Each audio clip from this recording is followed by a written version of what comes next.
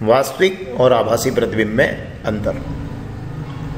बच्चों, आज हम वास्तविक और आभासी प्रतिबिंबों में अंतर को जानने का प्रयास करेंगे और इसके लिए हम अवतल दर्पण का उपयोग करेंगे और परावर्तन के द्वारा वास्तविक और आभासी प्रतिबिंबों में अंतर देखेंगे।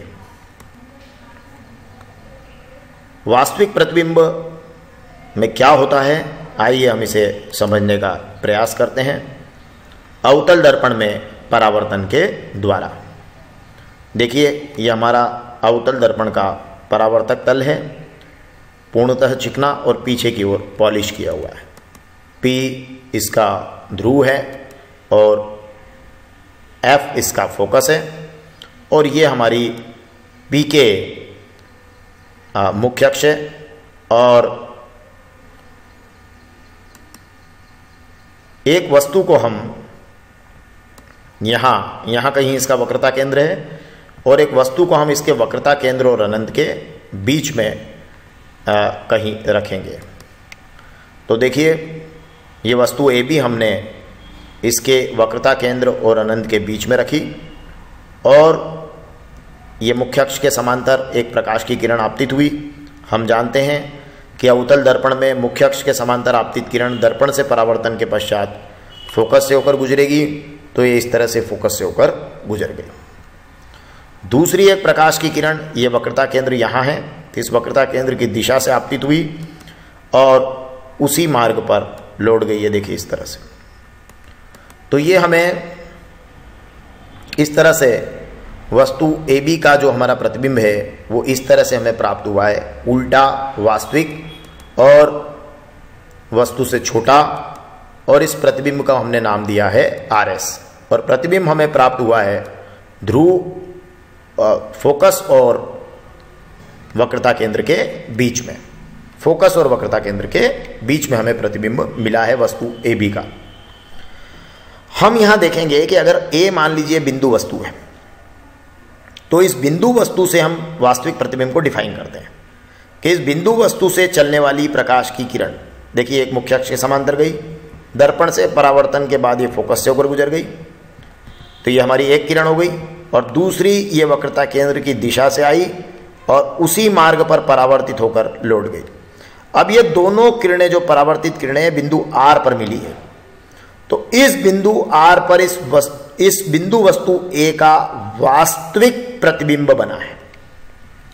ये बिंदु वस्तु A है और इसका वास्तविक प्रतिबिंब बिंदु R पर बना है। अब किसी वस्तु से तो असंख्य किरणें निकलती है, पर प्रतिबिंब के लिए दो किरणें होना पर्याप्त है, तो हमने एक मुख्य अक्ष के समांतर डाली और दर्पण से परावर्तन के बाद वह फोकस से गुजर गई। एक वक्रता केंद्र की दिशा से डाली, वह उसी मार्ग पर लौट गई दर्पण से परावर्तन के बाद, और ये दोनों R पर मिलती है, तो हम कहते हैं कि बिंदु वस्तु A का प्रतिबिंब R पर प्राप्त हुआ है। ये R जो है उसका प्रतिबिंब है और ये इस A की तुलना में या A के सापेक्ष उल्टा है और परावर्तित किरणें इससे होकर गुजरी है, ये उल्टा है और इसे पर्दे पर प्राप्त किया जा सकता है। यहां से आप मुख्य अक्ष पर लंब डाल दीजिए तो आपका RS पूरा प्रतिबिंब हो जाएगा और ये आपका AB वस्तु हो जाएगी। पर परिभाषित करने की दृष्टि से हम बोल सकते हैं कि ये बिंदु वस्तु A है और इसका प्रतिबिंब ये R प्राप्त हुआ है। और ये R कैसे मिला है, तो ये बिंदु वस्तु से चलने वाली प्रकाश की किरणें परावर्तन के पश्चात जिस बिंदु से, तो बिंदु वस्तु से चलने वाली किरणें परावर्तन के पश्चात जिस बिंदु से होकर गुजरती है, ये बिंदु वस्तु से चलने वाली प्रकाश की किरणें दर्पण से परावर्तन के पश्चात इस बिंदु से होकर गुजर रही है, तो ये बिंदु पर बना प्रतिबिंब हमारा वास्तविक प्रतिबिंब है। और परावर्तित किरणें इससे होकर गुजरी है, परावर्तित किरणें गुजर रही है, और ये प्रतिबिंब जो है वस्तु के सापेक्ष उल्टा है और इसे पर्दे पर प्राप्त किया जा सकता है। तो ये हमारा है वास्तविक प्रतिबिंब। अब हम अध्ययन करेंगे आभासी प्रतिबिंब का, वो भी हम इसी में कर लेंगे, अवतल दर्पण में ही। देखिएगा, ये देखिए, मान लीजिए ये वही हमारा अवतल दर्पण हमने ले लिया है, ये इसका परावर्तक तल है, अंदर की तरफ दबा हुआ चिकना, पीछे पॉलिश की हुई, और इसमें ये हमारी मुख्य अक्ष हो गई और ये F फोकस, C हमारा वक्रता केंद्र और ये हमारी मुख्य अक्ष। अब हम वस्तु को यहाँ रख रहे हैं, यहाँ किस जगह, इसके फोकस और ये पॉइंट क्या है, इसका नाम क्या है, ध्रुव, फोकस और ध्रुव के बीच में। तो अब वस्तु को जब हम अवतल दर्पण के सम्मुख उसके ध्रुव और फोकस के बीच में रखते हैं तो हमें पता है कि आभासी प्रतिबिंब बनता है। अगर नहीं पता है तो आप यहाँ देख सकते हैं कि आभासी प्रतिबिंब कैसे बना होगा। ये मान लीजिए वस्तु ए बी को हमने इसके ध्रुव और फोकस के बीच में रखा है। अब हम जानते हैं कि एक प्रकाश की किरण मुख्य अक्ष के समांतर आपतित होगी, ये हमारी मुख्य अक्ष है और इसके समांतर ये प्रकाश की किरण आपतित हुई। ये दर्पण से परावर्तन के पश्चात कहाँ से जाना चाहिए, फोकस से होकर गुजरेगी, ये गुजर गई फोकस से, देखिए अब। और एक प्रकाश की किरण आप वक्रता केंद्र की दिशा से दे दीजिएगा तो ये उसी दिशा में लौट जाएगी, ये देखिए आप, ये उसी दिशा में चली गई। अब ये परावर्तित किरणें तो इधर चली गई है, लेकिन अगर मैं इन परावर्तन के पश्चात जो प्राप्त किरणें हैं इनको अगर मैं पीछे की ओर बढ़ाता हूँ, इधर देखिए आप, ये मैं बढ़ाता हूँ, देखिए मैं पहली किरण को बढ़ाऊँ, देखिए आप, ये मैंने बढ़ाया इसको, इस किरण को मैंने पीछे की तरफ बढ़ा। अब मैं दूसरी को बढ़ा रहा हूँ, देखिएगा आप, ये इस किरण को भी मैंने पीछे की ओर बढ़ाया, तो ये दोनों यहाँ आर पर मिल रही है।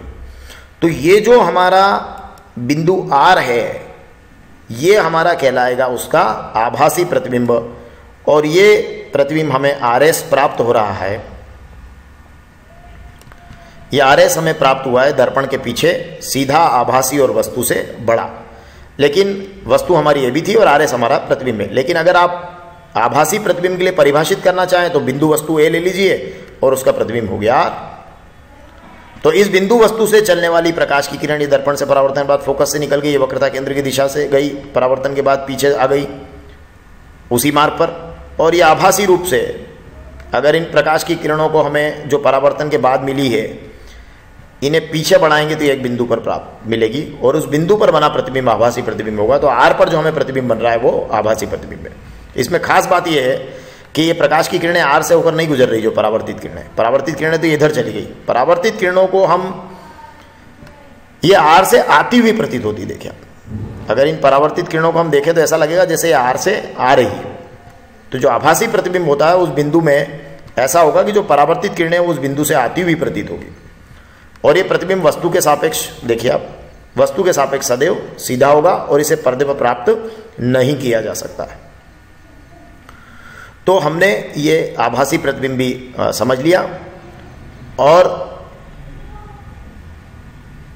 अगर आप एक साथ इनमें अंतर देखना चाहते हैं तो देखिए हम इसमें एक साथ अंतर भी देख लेते हैं। ये देखिए वास्तविक और आभासी प्रतिबिंब में अंतर। हमने क्या किया है कि ये वही जो दोनों अभी आपको चित्र मैंने बताए थे उनको एक साथ यहाँ प्रदर्शित किया है।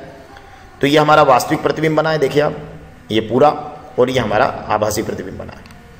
और ये अवतल दर्पण के अंदर ही मैंने इसको बताने का प्रयास किया है ताकि आप एक ही में दोनों को बता सकें। अवतल दर्पण में परावर्तन के अंतर्गत ही आप इसे बता सकें। तो ये आपने देखा कि ये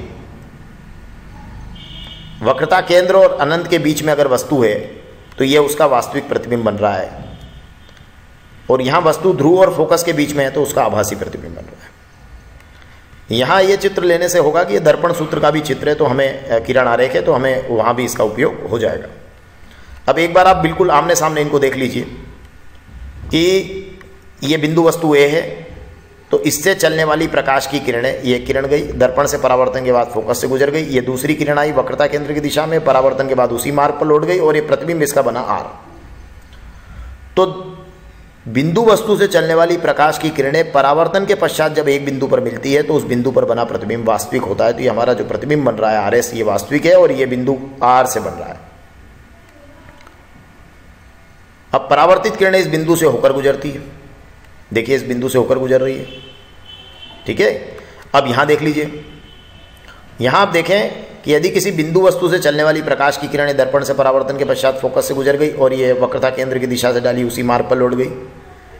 अब इन परावर्तित किरणों को जब आप पीछे बढ़ाते हैं तो ये एक बिंदु पर मिलती है, आर पर मिल गई, तो इस बिंदु पर बना प्रतिबिंब हमारा होगा आभासी प्रतिबिंब। यहां क्या हुआ था, परावर्तन के पश्चात किरणें जिस बिंदु पर मिली थी वो वास्तविक प्रतिबिंब था, और यहां क्या है कि परावर्तित किरणों को पीछे बढ़ाने पर जिस बिंदु पर मिलेगी वो बना प्रतिबिंब होगा हमारा आभासी। यहां परावर्तित किरणें इस बिंदु से होकर गुजर रही, देखिए आप, ये परावर्तित किरण और ये बिंदु आर से होकर गुजर रही है, तो ये हमारा प्रतिबिंब है वास्तविक प्रतिबिंब। यहां परावर्तित किरणें इस बिंदु से होकर नहीं गुजर रही, देखिए परावर्तित तो यही हो गई, ये मुख्य अक्ष के समांतर और ये फोकस से गुजर गई, और ये ऐसे गई और ये वापस इधर ही। ये परावर्तित किरणें से होकर नहीं गुजरी, बल्कि इससे होकर आती हुई प्रतीत हो रही। ये भी इससे होकर आती हुई प्रतीत हो रही और ये भी इससे होकर आती हुई प्रतीत हो रही। ये प्रतिबिंब देखिए वस्तु के सापेक्ष सदैव उल्टा है, ये वस्तु और ये प्रतिबिंब। ये देखिए ये प्रतिबिंब वस्तु के सापेक्ष सीधा बन रहा है, और इस प्रतिबिंब को हम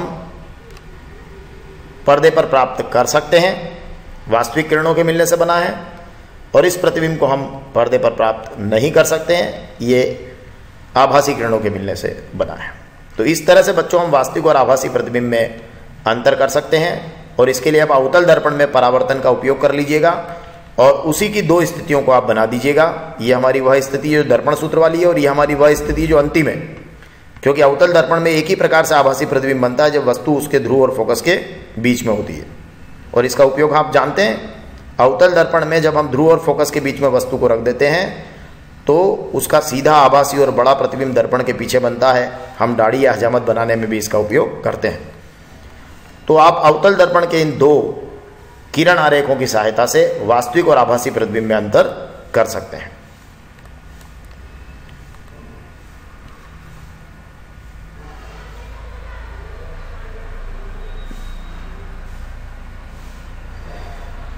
धन्यवाद।